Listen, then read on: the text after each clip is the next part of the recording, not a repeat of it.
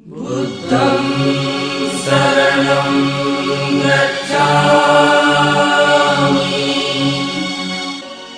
धम्मं शरणं गच्छामि। नमो तस्स भगवतो अरहतो सम्मा संबुद्धस्स। धम्मबंधु, महामंगल सूत्र की एक एक गाथाओं को समझने का प्रयास कर रहे हैं, उसको अर्थ को समझने का प्रयास कर रहे हैं, क्योंकि गाथा केवल रटन पटन करने का विषय नहीं है। गाथाओं में धर्म छुपा हुआ है। गाथाओं में तथागत की वाणी है, तथागत का मार्गदर्शन छुपा हुआ है।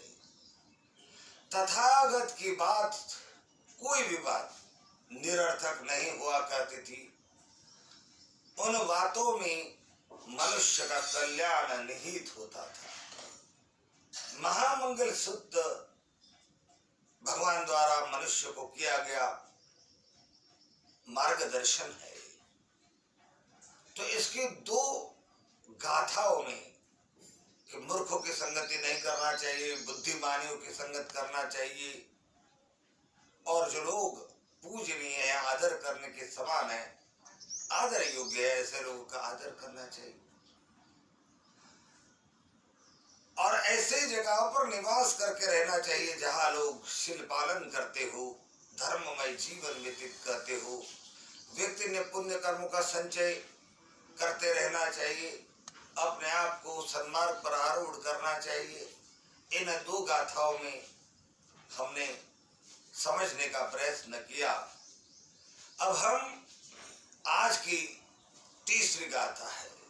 बाहु सचन्न सिम पंच विनियोग सुशिक्षितो सुभाषितात् यामासायितं मंगलमूतम्। इस गाथा के एक एक शब्द को समझने का प्रयास करेंगे ताकि हम हमारे आचरण में उतार सके और उसका लाभ ले सके। तो बाहु सचन्न सिम पंच, व्यक्ति ने बहुश्रुत होना चाहिए। बहुश्रुत का मतलब है कि व्यक्ति को अनेक प्रकार के कलाओं में निपुण होना चाहिए, अनेक प्रकार के कार्य उसको आने चाहिए। उसने उन अलग अलग प्रकार के कार्यों में, कलाकृतियों में निपुणता प्राप्त करने का प्रयास करना चाहिए।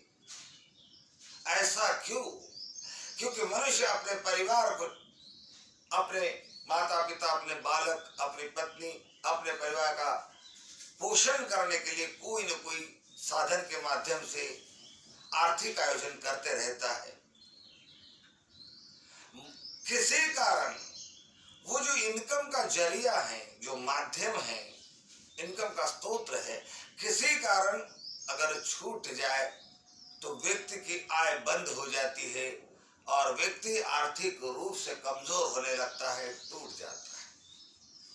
तो ऐसा ना हो कि हमारे इनकम का जो भी साधन है, जिसके ऊपर हमारा परिवार जिंदा है, वो साधन छूट जाए और हम आर्थिक रूप से कमजोर हो जाए। ऐसा ना हो, इसलिए भगवान कहते हैं कि मनुष्य ने किसी भी एक इनकम के साधन पर डिपेंड नहीं रहना चाहिए।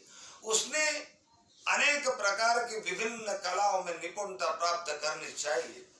उस जमाने में खेती प्रधान देश था, खेती का काम बंद हो जाता था तो इनकम के साधन भी बंद हो जाते थे। गरीबी पनपती थी, लाचारी पनपती थी, और इसलिए भगवान ने उस जमाने में अपने उपासकों को ये संदेश दिया कि किसी भी व्यक्ति ने किसी एक इनकम के साधन पर डिपेंड नहीं रहना चाहिए। उसके पास विभिन्न कलाओं का अभ्यास होना चाहिए, निपुणता होनी चाहिए, ताकि एक इनकम का साधन छूट जाए तो दूसरे कला के माध्यम से हमारी इनकम चालू रह सके। और और यही कारण है कि उस जमाने में लोगों ने विभिन्न कलाओं में आनंद लेना, इंटरेस्ट लेना सीखा और सुथार कला, नक्शी कला, पेंटिंग कला, नक्श काम, भरत काम, ऐसे कलाओं को जन्म दिया। आज भी आप पुराने मंदिर को देखोगे कि पुराने मंदिर की एक एक पत्थर पर मूर्तियां तराशी होती है और हर मूर्त बड़ी सुंदर होती है। हर मूर्त की भाव भंगिमा देखे, उसके कार्य देखे तो आपको उसमें से बहुत कुछ सीखने मिलता है। ये इतने तीक्ष्ण, इतने सुंदर कलाकारी उस जमाने के लोगों में क्यों पैदा हुई? क्योंकि भगवान ने लोगों को समझाया कि किसी एक इनकम के साधन पर व्यक्ति ने डिपेंड नहीं रहना चाहिए। उसने तो अनेक प्रकार की कलाओं में इंटरेस्ट लेना चाहिए, सीखना चाहिए, निपुणता प्राप्त करनी चाहिए, ताकि उसका मन उस कला में एकाग्र रहे, उसके मन में दूसरे गंदे विचार ना आए, लोगों की बुराई ना आए और सतत निरंतर चित्त एकाग्र करते उस काम में लगा रहे, ताकि चित्त भी वश में रहे, चित्त भी निर्मल रहे और शीलों का पालन हो सके। आगे भगवान कहते हैं कि विनयो तो सुशिक्षितो, व्यक्ति ने सुशिक्षित विनयशील होना चाहिए। केवल सुशिक्षित होना पर्याप्त नहीं। सुशिक्षित, भगवान बुद्ध ने कहा है कि ज्ञान दो धारी तलवार है। ज्ञान व्यक्ति को ऊंचाई पर उठा सकता है तो ज्ञान ही व्यक्ति का नैतिक पतन करते हुए उसे पापी बना सकता है। तो ज्ञान नहीं, हमें प्रज्ञा प्राप्त करनी चाहिए, इसलिए हम प्रज्ञा को मानते हैं। तो विनयो तो सुशिक्षित, तो व्यक्ति ने सुशिक्षित विनयशील होना चाहिए।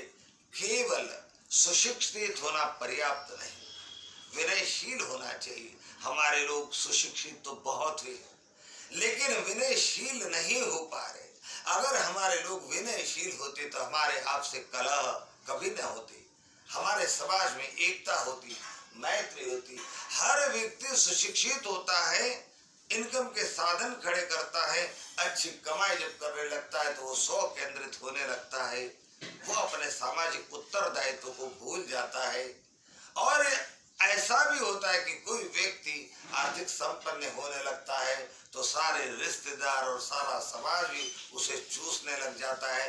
दोनों तरफ से बुराइयां है।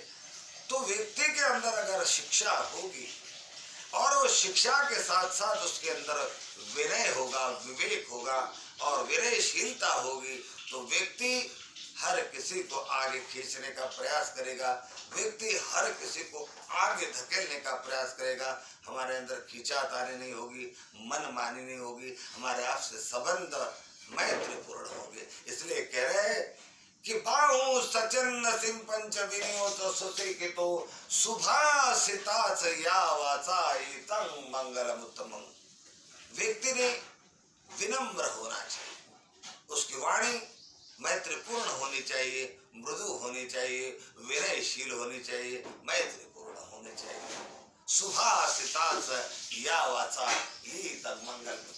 ये सारे सद्गुणों का मार्गदर्शन भगवान कह रहे हैं। व्यक्ति को अपने इनकम के साधन कैसे बढ़ाए, तो कैसे टिकाए, कलाओं में निपुण होना क्यों जरूरी, इससे हमें फायदा क्या है, ये सारा मार्गदर्शन भगवान कह रहे। मंगल सूत्र के अंदर हमारा आपसे संबंध कैसा होना चाहिए, व्यक्ति ने विनयशील, विवेकशील, शीलवान होना चाहिए, मैत्रीपूर्ण व्यवहार करना चाहिए, सुभाषित होना चाहिए व्यक्ति को, और व्यक्ति को सुशिक्षित होना चाहिए। सारा मार्गदर्शन व्यक्ति के कल्याण के लिए। साथियों, आज के जमाने में भी हमारे लोग किसी अगर पढ़ाई करते तो किसी नौकरी पे लग जाते हैं तो बस वही नौकरी करते रहते हैं, दूसरे टेक्निकल कलाएं, टेक्निकल बातें सीखते रहे। आज हमारे युवाओं को, युवतियों को कंप्यूटर का रिपेयरिंग काम आना चाहिए, मोबाइल का रिपेयरिंग काम आना चाहिए, 4 व्हीलर 2 व्हीलर के मैकेनिकल टेक्निकल काम आने चाहिए, ताकि हम हर प्रकार से हमारी आमदनी खड़ी कर सके, हर प्रकार से हमारे परिवार को आर्थिक सहयोग कर सके। कोई एक कार्य छूट जाए तो हमारा इनकम न छूट जाए, हमारे इनकम के अनेक साधन उपलब्ध होनी चाहिए, स्वरोजगार हमने खड़ा करना चाहिए। तो महामंगल सूत्र हर प्रकार का जीवन सुखमय करने का मार्गदर्शन है। आगे दानंच धम्मचर्याच नाटकानंच संगो अनवजानि कम्मानि एतं मंगलमोत्तमम्। दानंच धम्मचर्याच, व्यक्ति ने दान करना चाहिए। दान के मामले में हर व्यक्ति बड़ा कमजोर होता है। व्यक्ति के पास होता बहुत कुछ है देने के लिए, लेकिन व्यक्ति देना नहीं चाहता, क्योंकि उसका सांसारिक जीवन से चिपकाव होता है, मोह होता है, राग से उसका मन रंगीत होता है, चिपका होता है। दान देने से सांसारिक चीजों से, सांसारिक वस्तुओं से हमारा मन थोड़ा ढीला होता है, राग की भावना कमजोर होती है और हमारा मन राग विहीन होने लगता है, मोह विहीन होने लगता है, सांसारिक सुखों का जो मोह कम होने लगता है, और ये हमारे मुक्ति में, हमारे मृत्यु के समय बड़ा उपयोगी होता है। और दान देने से हमारे पुण्य पारमिताएं पूर्ण होते हैं, जो हमारे आगे के सुखों के लिए वरदान साबित होते हैं। तो दानंच धर्मचर्या, धर्मचर्या यानी अपने जीवन में धर्म का आचरण करना चाहिए। सवेरे उठकर मंगल मैत्री हो, वंदना हो, ध्यान हो, चित्त को निर्मल करना हो, और मंगल मैत्री सारा संसार सुखी हो जाए, संसार का हर व्यक्ति सुखी हो, ऐसे मन को अच्छा सोचने की आदत डालनी चाहिए, अच्छा उच्चारण करने की जीवा को आदत डालनी चाहिए। उसी तरह से हम ढलने लगेंगे तो हम निर्दोष जीवन जीना हमारे लिए आसान होगा। तो दानंच धर्मचर्या नाटकानंच संगो, हमारे रिश्तेदार स्नेहजन है, उनके साथ हमारा व्यवहार अच्छा हो। अनवज्जानि कम्मानि एतं मंगलमुत्तम, हमारे कुल को, हमारे गोत्र को, हमारे परिवार को जो नुकसान पहुंचाए, बदनाम करे, ऐसा कोई कार्य नहीं करना चाहिए। ये मनुष्य के लिए उत्तम मंगल है। तो आज की कड़ी में इतना ही। जय भीम। नमो।